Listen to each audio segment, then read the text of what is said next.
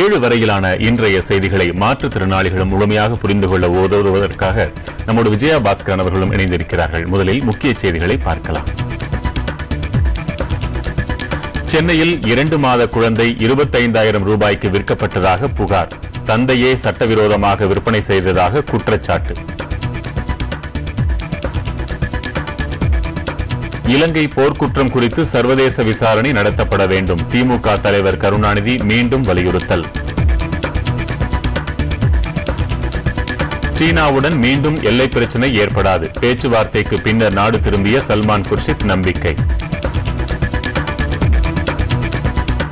எல்லையில் உட்கட்டமைப்பை ஏற்படுத்த இந்தியாவுக்கு உரிமை உள்ளது. பாதுகாப்புத்துறை அமைச்சர் AK ஆண்டனி உறுதி.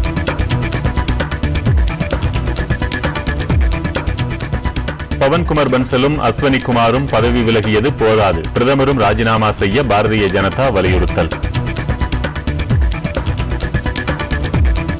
மத்திய அமைச்சர் கபில் சிபலுக்கு சட்டத்துறை கூடுதலாக ஒதுக்கீடு. சாலை போக்குவரத்து துறை அமைச்சர் CP ஜோஷி ரயில்வே துறையையும் கவனிப்பார்.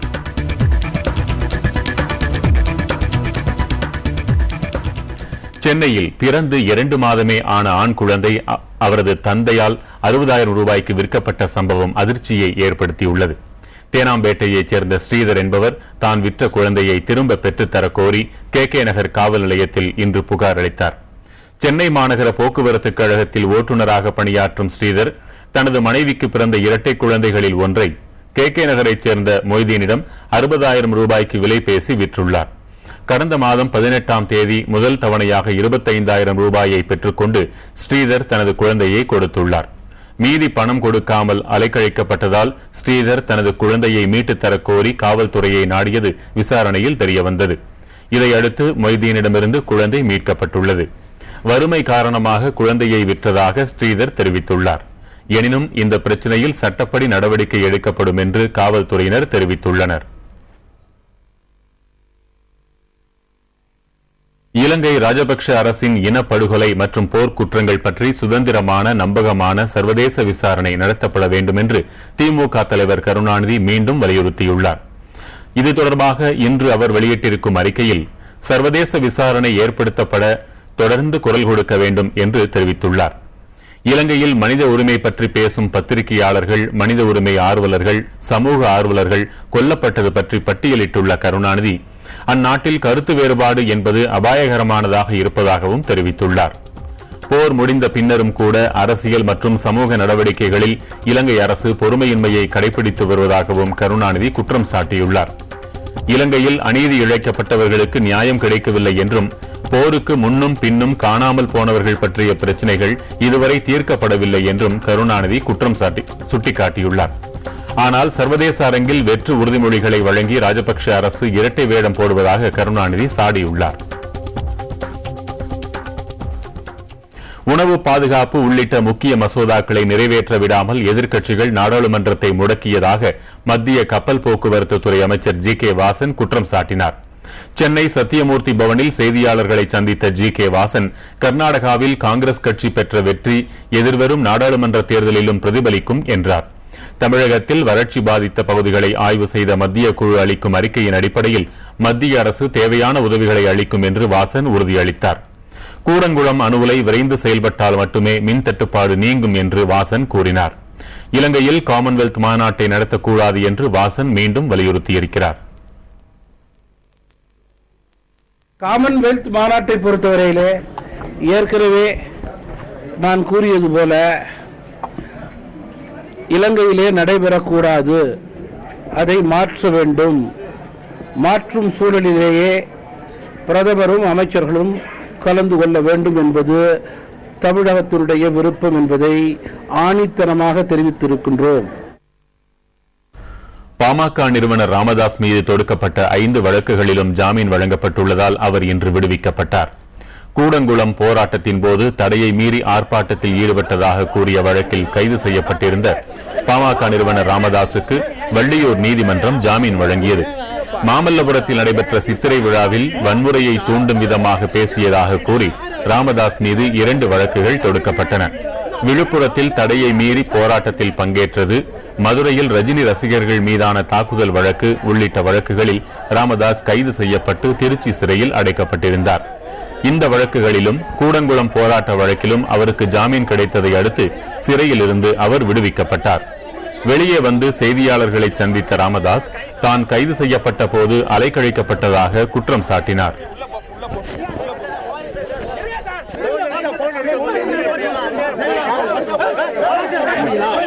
அறிவிக்கப்படாத, அறிவிக்க முடியாத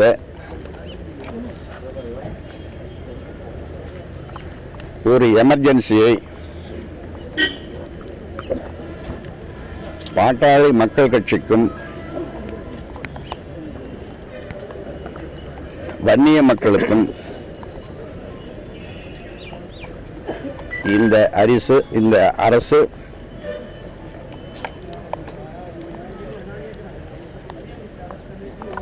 அறிவிக்காமல் அறிவித்திருக்கிறது. சீனாவுடன் மீண்டும் எல்லை பிரச்சினை ஏற்படாது என்று இந்திய வெளியுறவுத்துறை அமைச்சர் சல்மான் குர்ஷித் தெரிவித்துள்ளார். சீன சுற்றுப்பயணத்தை முடித்துக் கொண்டு இந்தியா திரும்பிய பின்னர் செய்தியாளர்களுக்கு பேட்டியளித்த அவர் இவ்வாறு கூறினார். சீன அதிபர் இம்மாத இறுதியில் இந்தியா வர சம்மதித்திருப்பதாகவும் சல்மான் குர்ஷித் தெரிவித்தார். And that we are both equally determined that such incidents should not be allowed to stand in the way and to obstruct very meaningful growth in our relationship, signals of which and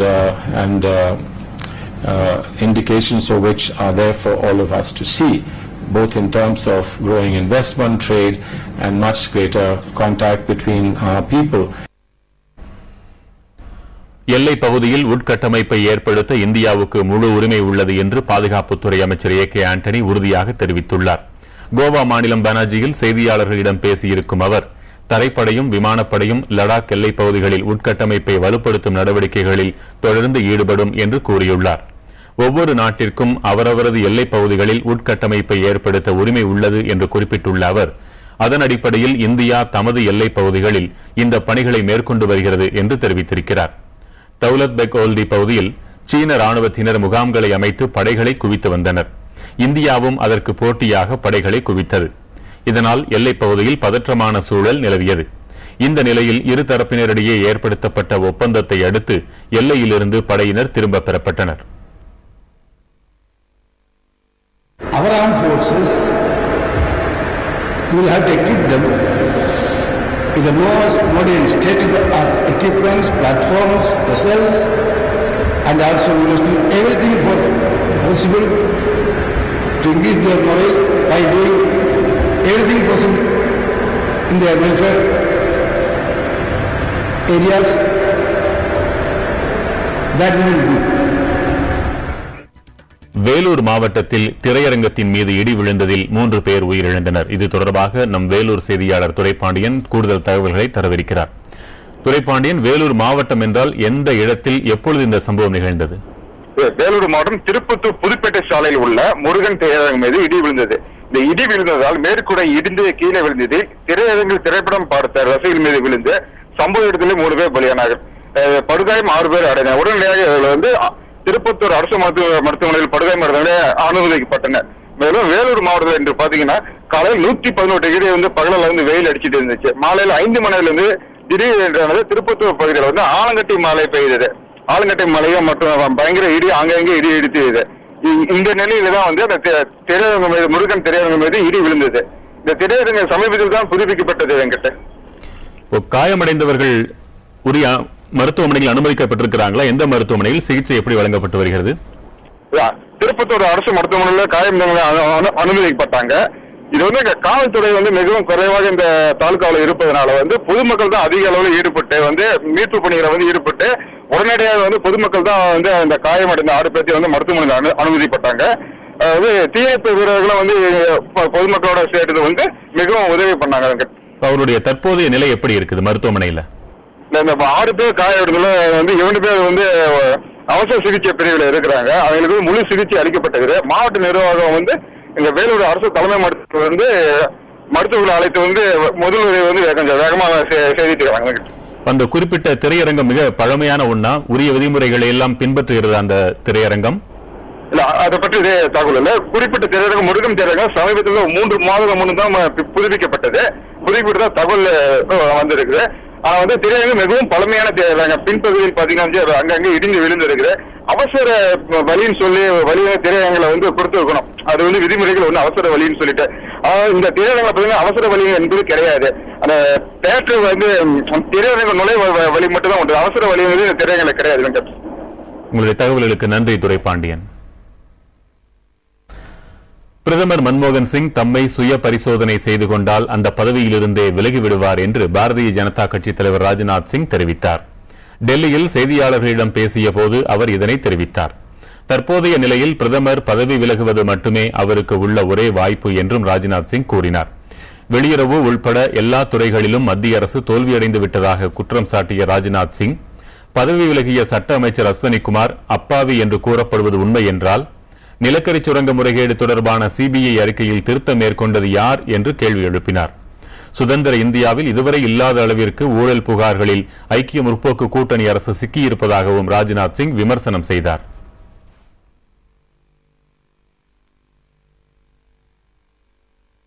Congress lead UPA government ने इस देश को गंभीर संकट की स्थिति में लाकर खड़ा कर दिया है। यह सरकार हर मोर्चे पर पूरी तरह से विफल है और व्यवस्थाओं के प्रति जन सामान्य की आस्था को इसने गंभीर चोट पहुंचाई है। चाहे वह आर्थिक मोर्चा हो, चाहे वह कूटनीतिक मोर्चा हो, अथवा आंतरिक और बाह्य सुरक्षा का मोर्चा हो, हर मोर्चे पर यह सरकार पूरी तरह से विफल है। பவன்குமார் பன்சல், அஸ்வனிகுமார் ஆகியோர் பதவி விலகியதை அடுத்து மத்திய அமைச்சர்கள் கபில் சிபல் மற்றும் சிபி ஜோஷி ஆகியோருக்கு கூடுதல் பொறுப்புகள் வழங்கப்பட்டுள்ளன. இதன்படி தொலைத்தொடர்புத்துறை அமைச்சராக உள்ள கபில் சிபலுக்கு சட்ட அமைச்சக பொறுப்பு கூடுதலாக வழங்கப்பட்டுள்ளது. இதேபோன்று சாலை போக்குவரத்து துறை அமைச்சராக உள்ள சிபி ஜோஷியிடம் பவன்குமார் பன்சல் வகித்து வந்த ரயில்வே அமைச்சக பொறுப்பு ஒப்படைக்கப்பட்டுள்ளது. சர்ச்சைகளுக்கு முற்றுப்புள்ளி வைக்கவே தனது பதவியை ராஜினாமா செய்ததாக முன்னாள் சட்ட அமைச்சர் அஸ்வனிகுமார் கூறியுள்ளார். டெல்லியில் இன்று செய்தியாளர்களிடம் பேசிய அஸ்வனிகுமார் தான் ராஜினாமா செய்துவிட்டதால் குற்றம் செய்தவன் என்று ஆகிவிடாது என்றும் கூறினார். தான் உண்மையான காங்கிரஸ் தொண்டன் என்றும் உச்சநீதிமன்றம் தனக்கு எதிராக எந்த கருத்தும் கூறவில்லை என்றும் விளக்கமளித்தார். தான் குற்றமற்றவன் என்று நீதி நிலைநாட்டப்படும் என்றும் அவர் நம்பிக்கை தெரிவித்தார். I have yesterday tendered my resignation to the Honorable Prime Minister, thanking him for giving me the opportunity to be a part of his team.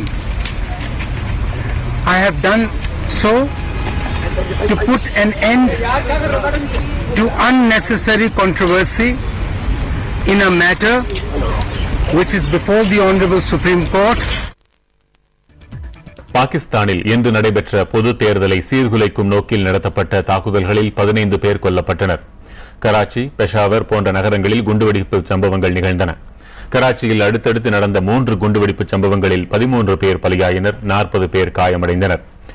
Awami தேசிய கட்சியின் வேட்பாளர் அலுவலகத்திற்கு அருகே நடந்த குண்டுவெடிப்பில் அக்கட்சியின் தொண்டர்கள் பலர் உயிரிழந்தனர். அந்த குண்டுவெடிப்பில் காயமடைந்தவர்களை மீட்கும் முன்னரே அடுத்த குண்டுவெடிப்பு அங்குள்ள வாக்குப்பதிவு மையத்திற்கு அருகே நிகழ்ந்தது. இதனால் அங்கு வாக்குப்பதிவு பாதிக்கப்பட்டது. கராச்சியின் கஸ்பா காலனியில் இருந்து பேருந்து ஒன்றில் அடுத்த குண்டுவெடிப்பு நிகழ்ந்தது.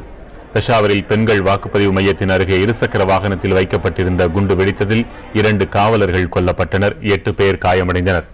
குவெட்டா நகரில் நடந்த குண்டுவெடிப்பில் பலர் காயமடைந்தனர். தெஹ்ரிகே தாலிபான் என்ற தடை செய்யப்பட்ட தீவிரவாத அமைப்பே இதற்கு காரணம் என்று தெரியவந்துள்ளது. அந்த அமைப்பு பாகிஸ்தானில் தேர்தல் அறிவிக்கப்பட்ட நாளில் இருந்தே பல்வேறு தாக்குதல்களை அரங்கேற்றி வருகிறது. இதில் பெரும்பாலும் அவாமி தேசிய லீக் கட்சியினரின் தொண்டர்கள் மற்றும் வேட்பாளர்கள் கொல்லப்பட்டுள்ளனர். இதற்கிடையில் வாக்குப்பதிவை தொடர்ந்து வாக்கு எண்ணும் பணி தொடங்கியுள்ளது.